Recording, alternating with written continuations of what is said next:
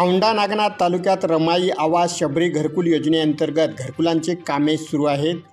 वाळू उपलब्ध होत नसल्याने ही कामे रखडलीत. वाळू मिळत नसल्याने रिपब्लिकन सेनेने आक्रमक भूमिका घेत वाळू पुरवठा न केल्यास आंदोलन करण्याचा इशारा देखील दिलाय.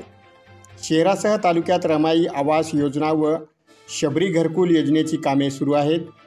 त्या कामांना वाळू मिळत नसल्यामुळे ती अर्धवट स्थितीत आहेत. पंचायत समिती विभागाकडून वारंवार लाभाधारकांना सांगण्यात येते की लवकर घरकुल पूर्ण करावे. वाळू मिळत नसल्याने घरकुल लाभार्थी हतबल झालेत. अनेक ठिकाणी वाळूचे लिलाव बंद असल्यामुळे वाळूचे एक ट्रॅक्टर 5 ते 6 हजार रुपयांना मिळत आहे.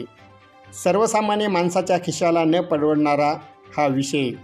गोळेगाव येथील वाळू डेपोवर तहसील प्रशासनाने वाळूचा खूप मोठा साठा केला आहे, परंतु हा साठा घरकुलधारकांचा आहे की अन्य एखाद्या वाळू माफियांचा आहे हे समजण्यास मार्ग नाही. तालुका प्रशासनाने याविषयी योग्य पाऊल उचलावे व तालुक्यातील रमाई आवास व शबरी घरकुल लाभार्थ्यांना वाळू उपलब्ध करून द्यावी. यावर्षी हा वाळूचा साठा नेमका तहसील प्रशासनाने कोणासाठी राखीव ठेवला आहे हा प्रश्न सर्वसामान्यांना पडला आहे.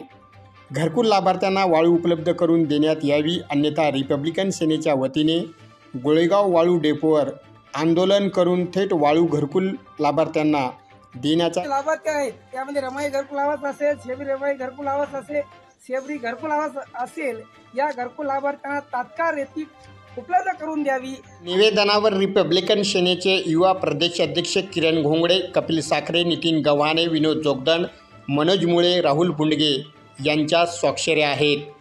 रिपब्लिकन सेनेच्या वतीनं तालुक्याचे तहसीलदार यांच्याकडे निवेदन दिलेलं आहे. औंढा तालुक्यामध्ये मोठ्या प्रमाणामध्ये घरकुलाचं बांधकाम चालू आहे. त्यामध्ये रमाई घरकुल आवास योजना असेल, शबरी घरकुल आवास योजना असेल किंवा पंतप्रधान घरकुल आवास योजना असेल, असे घरकुलाचे बांधकाम चालू असताना लाभार्थ्यांना वेळेवर रेती उपलब्ध होत नाही.